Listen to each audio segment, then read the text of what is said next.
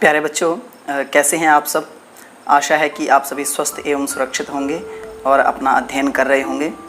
हमारी हिंदी की पाठ्य पुस्तक क्षितिज भाग 2 के अंतर्गत हम काव्य खंड को पढ़ रहे हैं और पहले 4 पाठों को हम पढ़ चुके हैं। हम हमारा जो पाँचवा पाठ है, इसके अंतर्गत हमारे पास 2 कविताएं हैं। पहली कविता है उत्साह और दूसरी कविता है अट नहीं रही है। तो यह दोनों जो कविताएं हैं ये लिखी गई हैं श्री सूर्यकांत त्रिपाठी निराला जी के द्वारा। पिछले वीडियो में हम सूर्यकांत त्रिपाठी निराला जी का जीवन परिचय देख चुके हैं। आइए आज की वीडियो में जानते हैं हम अपनी उत्साह कविता का भावार्थ। तो उत्साह कविता का भावार्थ जानने से पूर्व देख लेते हैं इस कविता का सार। तो इस कविता के सार के रूप में ये प्रस्तुत है आपके सामने। इसमें लिखा गया है कि उत्साह एक आवाहन गीत है। उत्साह जो कविता है ये क्या है, एक आह्वान गीत है। आवाहन करना मतलब बुलाना। तो अर्थात इस कविता में किसी का आवाहन किया गया, अर्थात किसी को बुलाया गया है। तो किसको बुलाया गया है, आगे लिखा हुआ है कि यह बादल को संबोधित किया गया है। ठीक है ना, जो बादल को संबोधित है, अर्थात यह जो कविता है आवाहन है, यह बादल को संबोधित करते हुए कहा गया है। तो आगे कहा गया है कि बादल निराला जी का प्रिय विषय है। ये जो बादल है यह जो सूर्यकांत त्रिपाठी निराला जी हैं इनका पसंदीदा विषय है और इसके ऊपर इन्होंने अनेक कविताएं लिखी हैं। ठीक है, इसके ऊपर इन्होंने अनेक कविताएं लिखी हैं। तो कहता है कि कविता में बादल एक तरफ, अर्थात एक तरफ कहने का मतलब यह है कि इसमें जो बादल है इसको 2 रूपों में दिखाया गया है। तो वो कहता है कि एक तरफ क्या दिखाया गया है, पीड़ित प्यासे जनों की आकांक्षा को पूरा करने वाला। एक तरफ तो बादल क्या है, पीड़ित जो दुखी लोग हैं उनकी आकांक्षा अर्थात उनकी इच्छाओं को पूरी करने वाला है। तो दूसरी तरफ वही बादल क्या करने वाला है, नई कल्पना और नए अंकुर के लिए विध्वंस, विप्लव और क्रांति की चेतना को संभव करने वाला है। ठीक है, आगे कहते हैं कि कवि जीवन को व्यापक और समग्र दृष्टि से देखता है। तो जो सूर्यकांत त्रिपाठी निराला जी हैं ये क्या है, जीवन को क्या करते हैं, समग्र दृष्टि से, समग्र अर्थात बहुत ही विस्तृत तरीके से दृष्टि से इसको अपने जीवन को क्या है वो देखते हैं।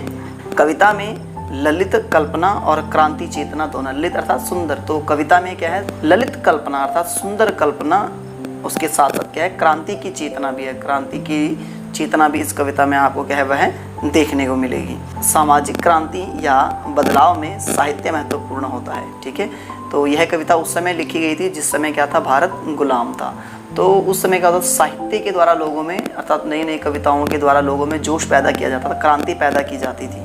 ठीक है, तो कहा गया है कि यह सामाजिक क्रांति या बदलाव में क्या होता था, साहित्य का महत्वपूर्ण योगदान होता है। ठीक है, निराला इसे नवजीवन और नूतन कविता के संदर्भ में देखते हैं। अर्थात इस कविता के द्वारा जो निराला जी हैं वह लोगों में नवजीवन और उनमें उत्साह को जगाना चाहते थे। ठीक है, तो आइए देखते हैं हम अपनी कविता का भावार्थ। तो कविता में बादल को संबोधित करते हुए कहा गया है कि बादल गरजो, अरे बादल तुम क्या करो, गर्जना करो। ठीक है, क्या कहा गया, बादल तुम क्या करो, गर्जना करो। ठीक है, घेर घेर घोर गगन।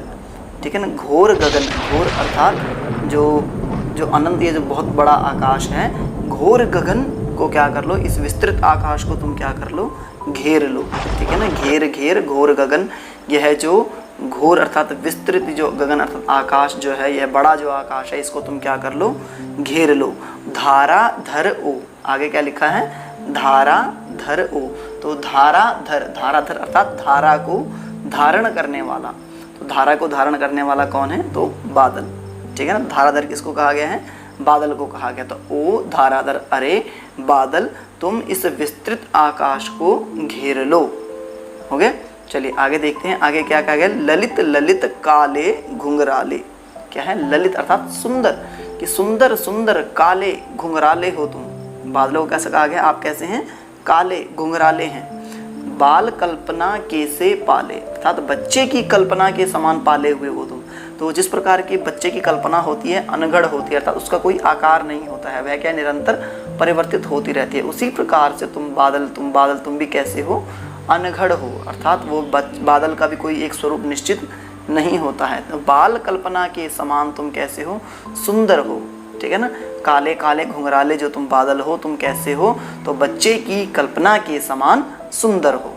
समझ गए, चलिए आगे देखते हैं कि विद्युत छवि उर्मे, विद्युत अर्थात बिजली, छवि अर्थात सुंदरता। तो कह रहे बिजली की सुंदरता को उर में, उर अर्थात हृदय, है ना, बिजली को अपने उर में अर्थात अपने हृदय में रख करके, बादलों के अंदर बिजली होती है ना, हाँ, तो उसी को कहा गया है कि विद्युत छवि उर में, अपने हृदय में बिजली को समा करके कवि नवजीवन वाले, और तुम कैसे हो, नवजीवन को देने वाले कवि के समान हो। एक तो यहाँ पर पहले बादल के संदर्भ में कह दिया था, ठीक है ना, ऊपर बादल के संदर्भ में कहा है कि तुम क्या करो, पूरे आकाश को घेर लो, तुम कैसे हो, बच्चे की कल्पना के समान सुंदर हो, काले हो, घुंघराले हो, ठीक है।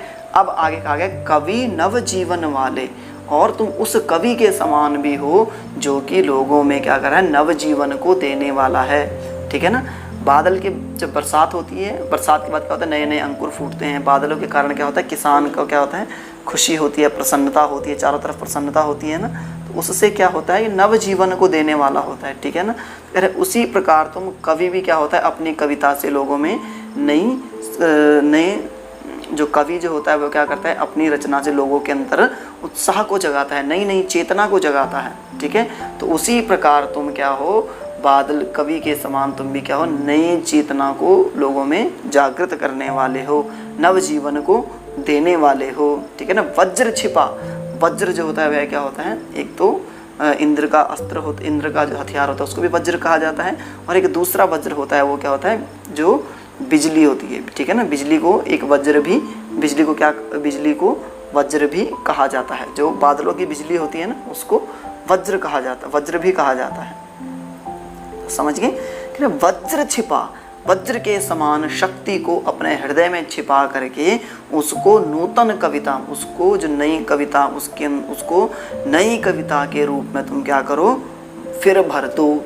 जो तुम्हारे हृदय में वज्र के समान जो है वह तेज जो शक्ति है उसको क्या करो, नई कविता के रूप में समाज के अंदर तुम क्या करो, भर दो, ठीक है। बादल गरजो, अरे बादल तुम तेज आवाज के साथ, तुम घनघोर गर्जना के साथ गरजो। चलिए आगे देखते हैं, आगे क्या लिखा है, विकल विकल उन्मन थे उन्मन, ठीक है, विकल विकल उन्मन थे उन्मन, विश्व के निदाघ के सकल जन। तो विकल, विकल अर्थात दुखी, विकल का अर्थ क्या होता है, दुखी, तो विकल, विकल अर्थात दुखी थे, उन्मन थे अर्थात उन्मन अर्थात अनमने से थे, अर्थात उनका मन एक जगह स्थिर नहीं रहता था, ठीक है। तो किसका, अगली पंक्ति कहते हैं विश्व के निदाघ के सकल जन। तो जो विश्व के सकल जन, विश्व के जो संपूर्ण लोग थे वह निदाघ, निदाघ कहते हैं गर्मी को, ठीक है। तो विश्व के जो संपूर्ण लोग थे वह गर्मी के कारण विकल अर्थात दुखी थे, उन्मन थे अर्थात अनमने से थे, ठीक है। फिर अगले पंक्ति में क्या कहते हैं कि आए अज्ञात दिशा से अनंत के घन, अनंत अर्थात जिसका कि कोई अंत नहीं है, अर्थात ऐसे आकाश, तो आकाश के बादल आए, तुम अज्ञात दिशा से आ गए, न जाने तुम कौन सी दिशा से आ गए, ठीक है। आगे कहते हैं तप्त धरा, यह जो धरती है वह कैसी है, वह तप्त है, वह गर्मी से क्या है, पीड़ित है, तप्त है। तुम क्या करो कि जल से फिर शीतल कर दो, तुम अपने जल से इस धरती को क्या कर दो, शीतल कर दो, ठीक है। बादल गरजो, अरे बादल तुम क्या करो, गर्जना करो, घनघोर गर्जना के साथ गरजो, समझ गए। तो ये था हमारे इस उत्साह कविता का भावार्थ, इसको आप ध्यानपूर्वक देखिएगा। अगली वीडियो में हम जानेंगे अपनी अगली कविता अट नहीं रही है, ऐसी अगली वीडियो में हम जानेंगे अट नहीं रही है कविता का भावार्थ। तब तक के लिए धन्यवाद।